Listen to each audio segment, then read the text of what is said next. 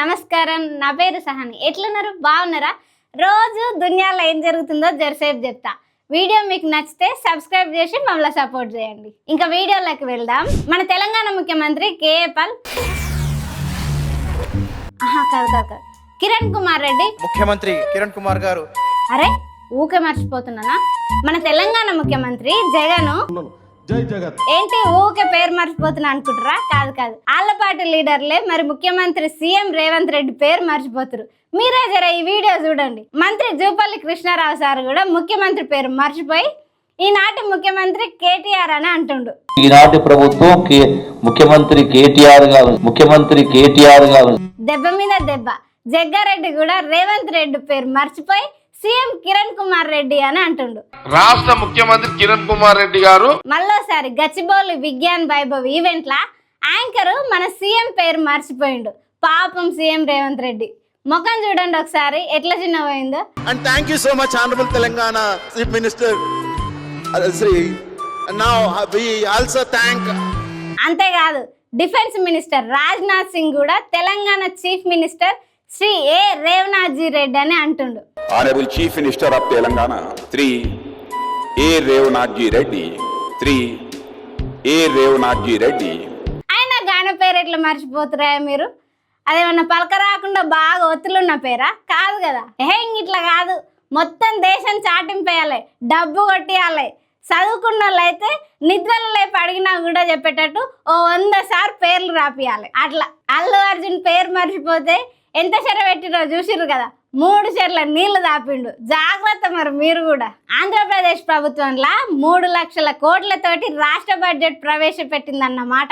ఇంట్లో నాకు మంచిగా అనిపించింది ఏంటంటే ప్రభుత్వ పాఠశాలకు ఇప్పటి నుండి ఫ్రీ కరెంట్ ఇస్తుర్రంట. దీనివల్ల ఏపీలో 44,000 స్కూళ్ళు ఇప్పటి నుండి కరెంటు బిల్లులు కట్టనక్కర్లేదు. స్మార్ట్ బోర్డులు పెట్టాలన్నా, ఫ్యాన్లు లైట్లు పెట్టాలన్నా కరెంటు బిల్లులతోటి పని లేకుండా హాయిగా పెట్టుకోవచ్చు. పిల్లలకు మంచిగా ఉంటుంది. ఏపీలో విద్యాశాఖ మంత్రి నారా లోకేష్ గతంలో జగన్మోహన్ రెడ్డి కూడా నాడు నేడు అనే ప్రోగ్రాం తీసుకొని స్కూళ్ళను మంచిగా చేసిండు కదా. అంతకంటే బాగా డెవలప్ చేసి మంచి పేరు తెచ్చుకోవాలని మంత్రి నారా లోకేష్ ట్రై చేసిండు. ప్రైవేట్ స్కూళ్ళు రోజు రోజుకి పెరిగిపోతున్నాయి కదా. ఇట్లాంటప్పుడు గవర్నమెంట్ స్కూళ్లకు పిల్లలు రావాలంటే ఇట్లాంటివన్నీ చేయాల్సిందే. ఏమంటారు? అంతే కదా. ఎస్ఎల్బిసి టన్నెల్ల పడ్డ 8 మంది జాడ తెలుస్తలేదు. అయితే ముందు నుండి మంత్రి జూపల్లి కృష్ణారావు అక్కడుండి పనులు చేపిస్తుండు కదా. ఆయనకు అర్థమైనట్టుంది వాళ్ళైతే బతికే అవకాశం లేదని అంటుండు. నేను చూసిన దాని ప్రకారం అయితే 100% అవకాశం లేదు. మన బాలయ్య బాబుకు అహంకారం ఎట్లుందో చూడురు జరా.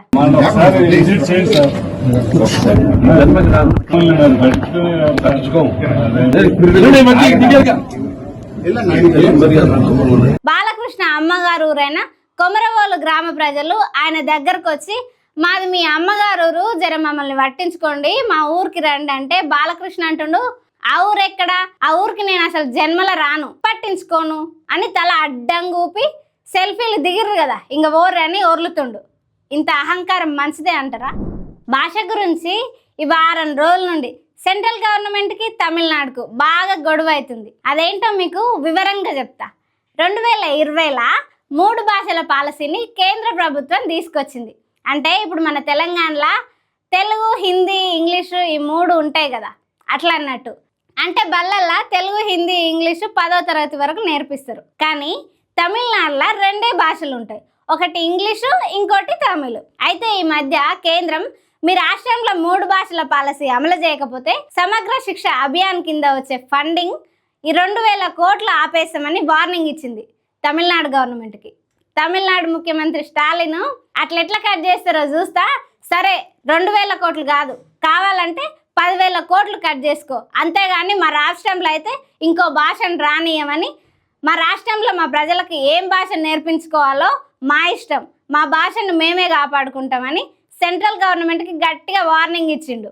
అయితే ఈ 3 భాషల విధానం ఉండకుండా మన రాష్ట్రాన్ని మనం కాపాడుకోవడానికి తమిళనాడు ప్రజలు సెంట్రల్ గవర్నమెంట్తో జరిగే పోరుకు సిద్ధం కావాలని స్టాలిన్ తమిళనాడు ప్రజలను కోరుతుండు. బల్లల్లా గవర్నమెంట్ మాతృభాష ఉండాలని చెప్పినా కూడా ఈ సెంట్రల్ గవర్నమెంట్ బల్లల్లా వింటలేరు. మన తెలంగాణలో కూడా ఈ ప్రైవేట్ బల్లల్లా సెంట్రల్ సిలబస్ అని పెట్టి అసలు తెలుగు సబ్జెక్టే ఉండలేదు. పిల్లలకు మాతృభాష లేకపోతే ఎట్లా? మన చరిత్ర గురించి, తెలుగు కవుల గురించి, తెలుగు భాష కమ్మదనం గురించి, కథల గురించి ఇంకా పిల్లలకు ఎట్లా తెలవాలి? వాళ్ళు అందుకే తమిళనాడులో వాళ్ళ మాతృభాష కోసం అంత గట్టిగా పోరాటం చేయడానికి సిద్ధమైండ్రు. ఈ పోరాటం న్యాయ పోరాటం అనిపిస్తుంది. మీరేమంటారు? எதற்காக விட்டு தர மாட்டோம். தமிழ்நாட்டுக்காக ஒன்றுபட்டு போராடுவோம். தமிழ்நாடு போராடும், தமிழ்நாடு வெல்லும். நன்றி, వణకం. ఈ జగన్ గురించి వాళ్ళమ్మ మళ్ళొక్కసారి బయటకు వచ్చింది. పిల్లలు ఆస్తుల కోసం గొడవ పడితే ఏ తల్లి తట్టుకుంటది? ఆస్తుల విషయంలో నా పిల్లలు నన్ను కోర్టుకు లాగిర్రంటుంది. కానీ ఆమె ముందు నుండి షర్మిలతోనే ఉంది. ఇది మనందరం చూస్తూనే ఉన్నాం. కాకపోతే మళ్ళోసారి బయటకు వచ్చింది. ఏంటంటే జగన్ ఇంకా వాళ్ళ భార్య భారత్ ఉంది కదా, వాళ్ళిద్దరు పేర్లతోనున్న సరస్వతి పవర్ అనే కంపెనీల వాటాలు ఉన్నాయంట వాళ్ళ పేర్లతోటి. ఆ వాటాలన్నీ ఇప్పుడు విజయమ్మ పేరున అయినాయి. అయితే ఆమె ఏమంటుంది? ఆ వాటాలు నా పేరు మీదకి రావడం వల్ల అనవసరంగా షర్మిలను లాగి కోర్టును నా కొడుకు కోడలు తప్పుదోవ పట్టిస్తురు, సరస్వతి పవర్ కంపెనీ వాటాల మీద సర్వ హక్కులు నావే అని అంటుంది. అసలు వీళ్ళ ఇంట్లో గొడవలు జనాలకు అంత అవసరం ఏం కాదు, కానీ మీడియా వీళ్ళ ఇంట్లో గొడవలు చూపిస్తారు బాగా. అంత అవసరం లేదు. ప్రతి ఇంట్లో ఆస్తి గొడవలు ఇంకా రకరకాల గొడవలు అవుతాయి. కన్న పిల్లలు ఇట్లా గొడవలు పడుతుంటే అసలు బాధ వాళ్ళ అమ్మది కదా. అమ్మ మనసు ఎంత బాధపడుతుంది? ఈ వీడియో ఒకసారి చూడుర్రి.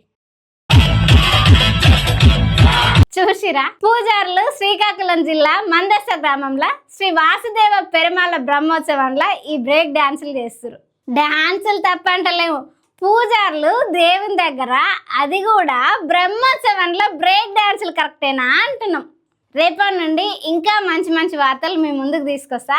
ఈ వీడియో నచ్చితే సబ్స్క్రైబ్ చేయండి. Thank you.